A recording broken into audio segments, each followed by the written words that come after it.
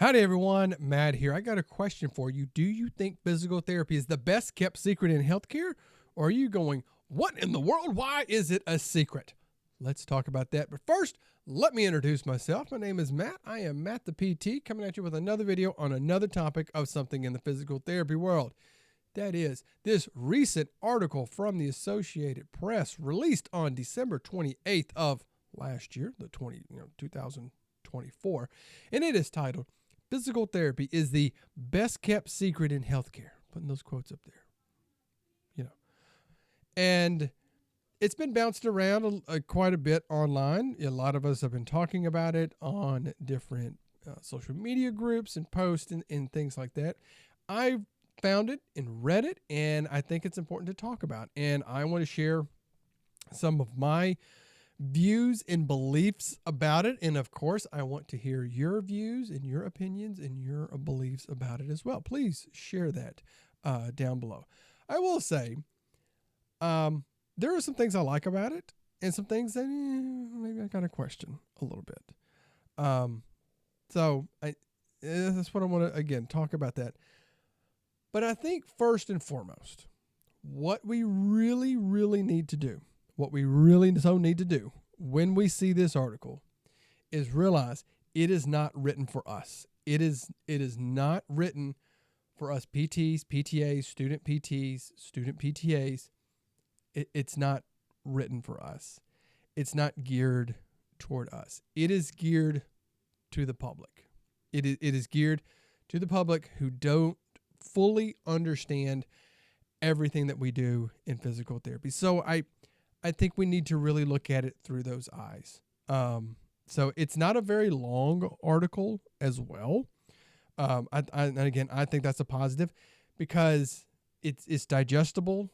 You can read it. It's I don't even know how many words it is. I can probably just look up that. Where are we looking at? Where is that here? Let's see how many words it is. It's less than 1,000 words. So it's not, again, like I said, it's not very long. I think that is also important as well. So that it's digestible. You can understand it.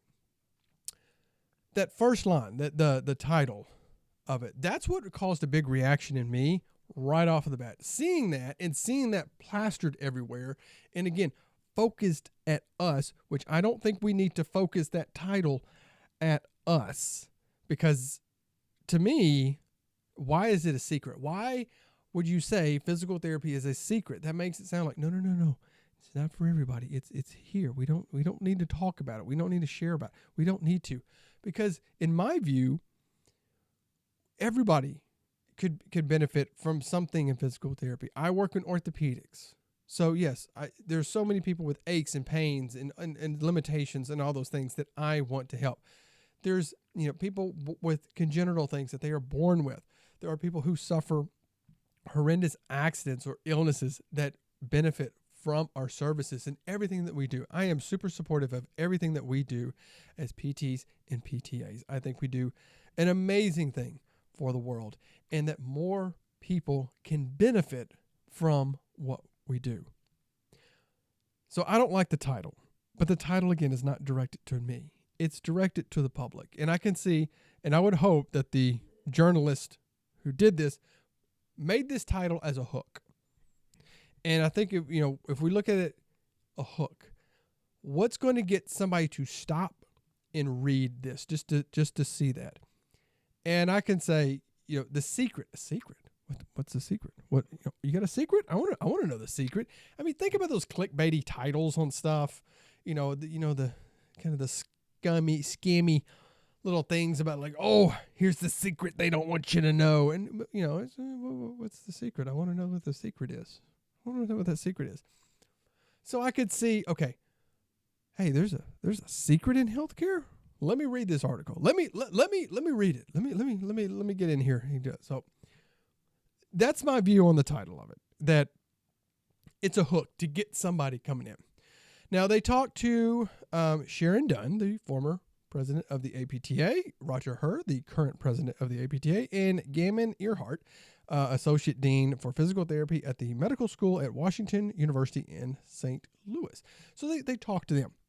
Now, reading through, they don't elaborate. There's like little quotes here and there. I will say that quote from the title came from Sharon Dunn. It came from her. And again, I'm going to say this. I have spoke with journalists in giving, all the, talks and things like that. I don't know if you ever have, but here's the thing.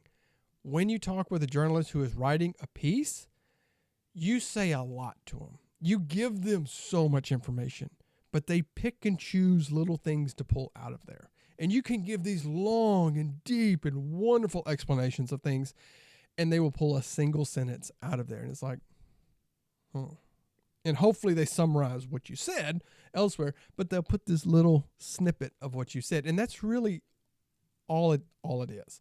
So I would be very interested to know what she actually said in to there. Of really, again, there's probably more, but I think we need to understand that too. Is to say, if we really get into talking about physical therapy and getting that real deep, think about when you talk to somebody about everything and anything that we do, and you'll see that glaze come over people's eyes where they just lose it.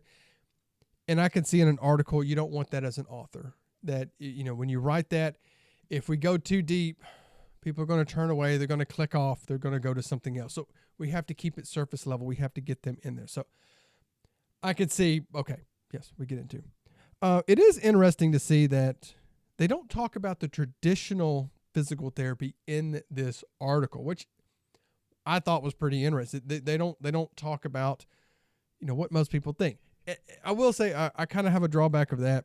They don't really talk, I work in orthopedics, and they kind of presented it from my angle as like an orthopedic type view, saying like if you think of PT after a surgery or an accident, so that, that you're coming in to see them. And they make a quote here that you come in, you just do some exercise, and they give you some sheets, and this is what they do. That's a big, as quoted here, a big chunk of what physical therapists do.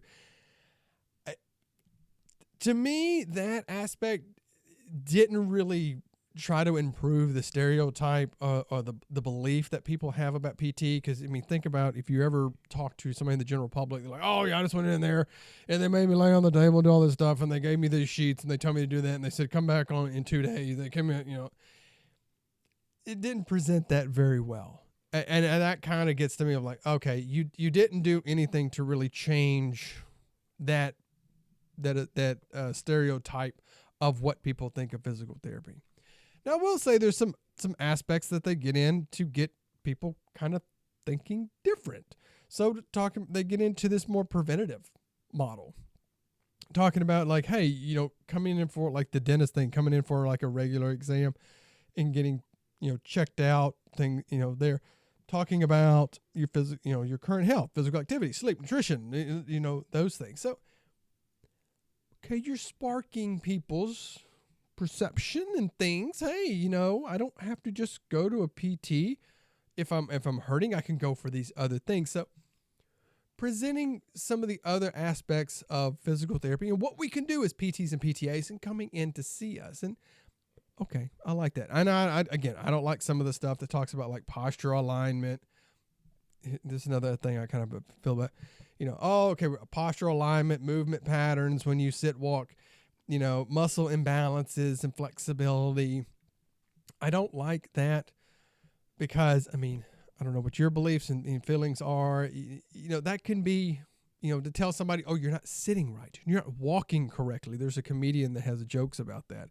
You got these imbalances that go on. You're not, doing these things correctly. And I could, see we as therapists probably, shouldn't be saying those things. We shouldn't be telling that there's like bad movement patterns or bad things that we're doing, that we're trying to be like, what they say, a movement optimist, of saying, no, movement is good. Move. You can do all these things.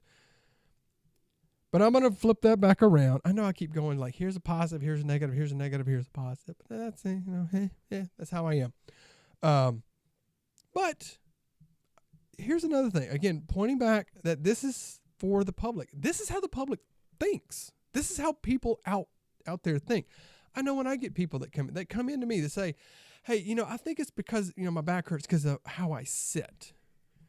And that brought them in. So at least that they're thinking about us to say, hey, posture alignment, movement can come in. And then when they're meeting with us face to face, we can start that discussion and maybe change their understanding of movement and posture and flexibility and strength and function and all of those things. So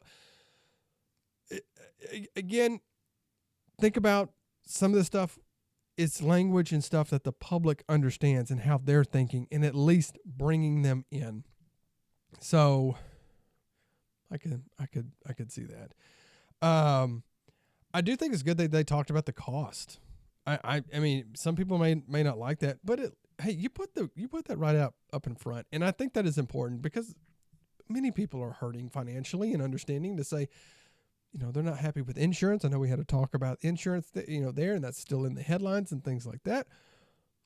But throwing that out there with the cost, maybe this can be something that can help spur changes in what people have to pay.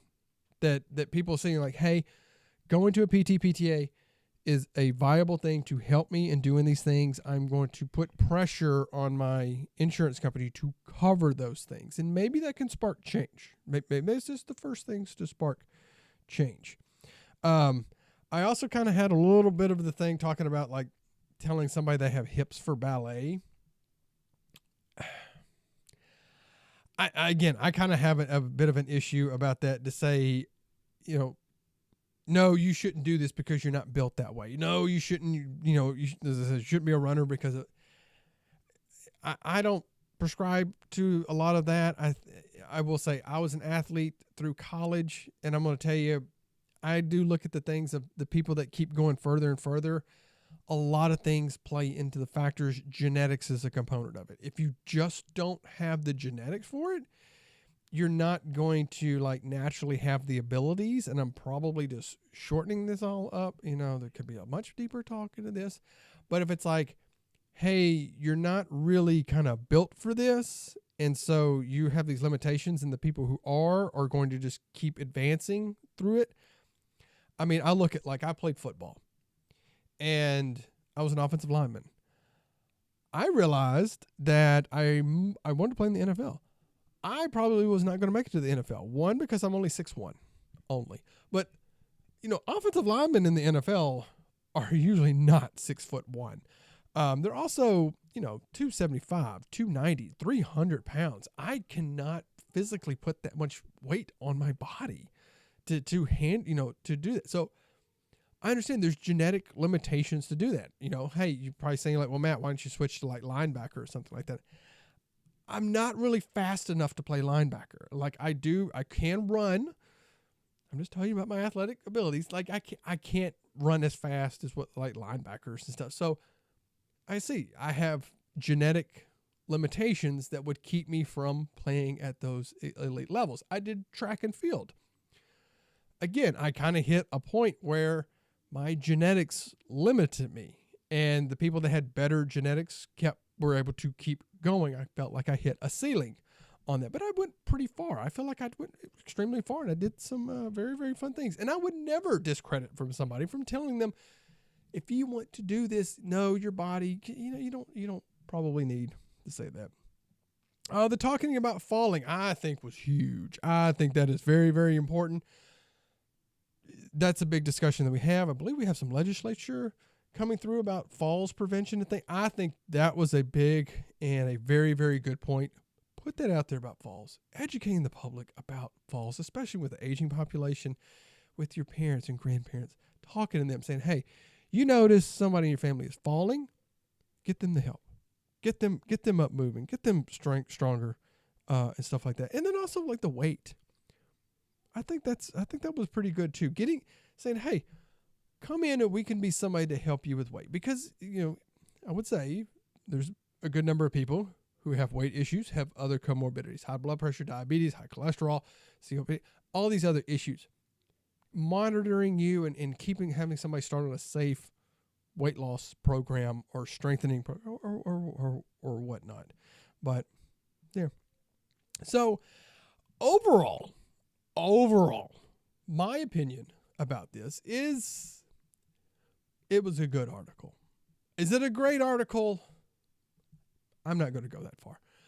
But I would say the more I look at this and think about it from the aspect of the public reading this, not knowing about physical therapy, or maybe having a limited view of physical therapy, the headline, hooking and bringing them in. What is this secret? I want to know about the secret. And as we know as PTs and PTAs, it's not a secret. We want everybody to know.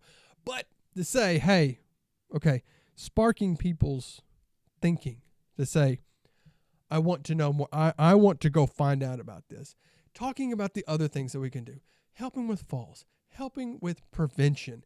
You know, when you get people that have just aches and pains and coming in, I'm going to tell you, that's something I absolutely love doing is just diagnosing people. I really, really enjoy that. If you had a chance to watch some of the orthopedic test videos, that's something I enjoy. I find orthopedic tests very, very interesting. And I like learning about them, and I like putting them out there, and I hope that y'all like those too. But that, you know, getting somebody coming in saying, why does my shoulder hurt? Why does my back hurt? Or I got this little ache or this little pain here, and investigating and testing and saying, hey, well, this is what I think you got. And here are some things to do. And you know, you're not giving a medication. You're not telling them to just rest. You get somebody saying, hey, you got to be active in your recovery and your rehab and preventing this from getting really bad. And I know we are seeing the younger population are much more active, very, very active. But to say, okay, hey, do these exercises and we'll follow up in a couple days or in a week or two. I really enjoy that, and I get to do that with what I do. So like I said, a good number of my patients come in. The patients that I am fortunate enough to see, to say, hey, just try this. It's nothing really serious, and that they're viewing me as a very safe option, because why go to, wait to have to go to see my primary, who's probably just going to refer me to an orthopedic, and they can come right to somebody with the orthopedic background and understanding and saying, hey, this is what it is. And then again, I can help direct them to who they need. If I get something serious, hey, you need to go see this person. And I will tell you, I just had somebody recently that came to me with an elbow issue, and after assessing them, they went, you need to have an MRI done on this. It wasn't anything bad, but you need to have an MRI done on this, and we need to get you over to a orthopedic, especially an arm orthopedic, upper extremity orthopedics, because this is not, hey, I think this is what will give your most benefit. I just had that person, and I've just had somebody the other day. Yeah, I got a little ache in my knee, I got a little pain here. We assessed up. Hey, here's some stuff to do that. Follow up with me in a week. They're happy. I'm happy. And they see me as a reliable source. So I think there was, again, some good things. It gets people thinking, stimulating, getting things. I think it's a step. It's a step. It's like with so much. This is a process. It can go on for very long. It can, we got to take these major steps. Everybody wants this stuff to be like, it changed just like that. Boom. Everybody comes in and does all this stuff. It's a step. It's a step. We're talking about this. We can build upon this. It gets people in the door to see us, and then we can make the change and the discussion and talk with those. Get the message out there. Get them into us. There's 600,000 of us. We can help so many people. Anyway, with that being all said, what do you think about it? Share your beliefs, your opinions, all that down in the comments. And if you enjoyed the video, I would like for you to please hit that thumbs up button. Please consider subscribing to the channel. It doesn't cost you a copay or anything like that. Now, until next time, take care of yourself. Take care of your patients. I'll see you then.